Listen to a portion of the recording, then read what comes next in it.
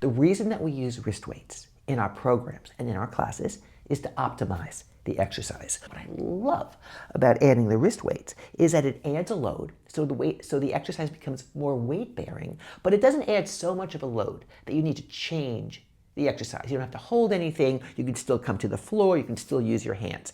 And especially for those of us with any kind of arthritis or issues in the hands, it's wonderful to just put the weights on your wrist. We're going to go through a couple of my favorite exercises that we do with the wrist weights. And I want you to see for yourself how wearing a little bit of a weight on your wrist changes, elevates your experience. One of my favorite exercises that we do is a seated side stretch. Now you absolutely can do this without wearing wrist weights, but having a little bit of that extra weight on your wrist elevates and changes your experience. You take one hand and you push it into the floor, and then you take the other arm and you reach it up to the sky. The fact that we have this little bit of extra weight on our wrist adds a little bit more of a load to the entire exercise, so you just feel it better. Now you know it's too heavy if when you do this you want to put your arm down, but once you start to get the form of this exercise, you should really feel how effective this movement can be. Let's do the other side. So you push the hand down and you reach this up. Now, other ways to optimize these exercises, which we do all the time in our classes, is you push your bottom hand into the floor and you reach your top hand, the hand with the weight, up to the sky. And you'll notice that by having that little extra load on your wrist changes your experience of the exercise. Another way that having wrist weights optimizes or elevates your exercise is in one of my favorite core strengtheners called alternate arm and leg.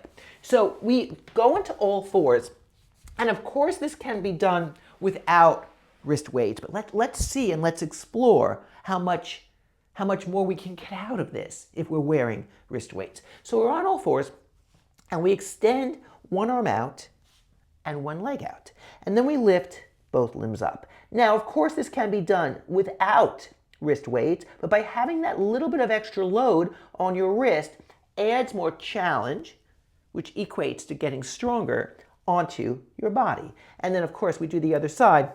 What I also love about using wrist weights is that if there are imbalances in your body, so for example, one side is stronger than the other, or one side is less flexible than the other, you get to see those discrepancies when you add the wrist weights. When you see the discrepancies, when you see that things are different between the two sides, it gives you information. You can work with that information in your exercise program to bring more balance into your body. Now I'm going to show you one of my favorite ways that we use the wrist weights to elevate and optimize our practice. And that is when we're simply lying down on our back and doing crunches. Now usually we'd lie down on our back, we take our hands behind our head, and we do a crunch to strengthen our core, to strengthen our abdominals. When we add wrist weights to the equation, it's more of a load. So your core becomes stronger because you have more resistance or more weight on the exercise. Now, what do you do if this is too hard and you're still working on doing your regular crunches? You don't use the wrist weights. But once you build up some proficiency, once you build up some strength, wearing the wrist weights is a way to optimize, elevate, and get the most out of your exercise. Again, it's all about having options, and I love that we have the option of wearing wrist weights to get stronger and more flexible. One of my favorite props ever. If you want to know my favorite wrist weights, just ask in the comments below, and let's continue to stay connected so that we can optimize the way that you exercise.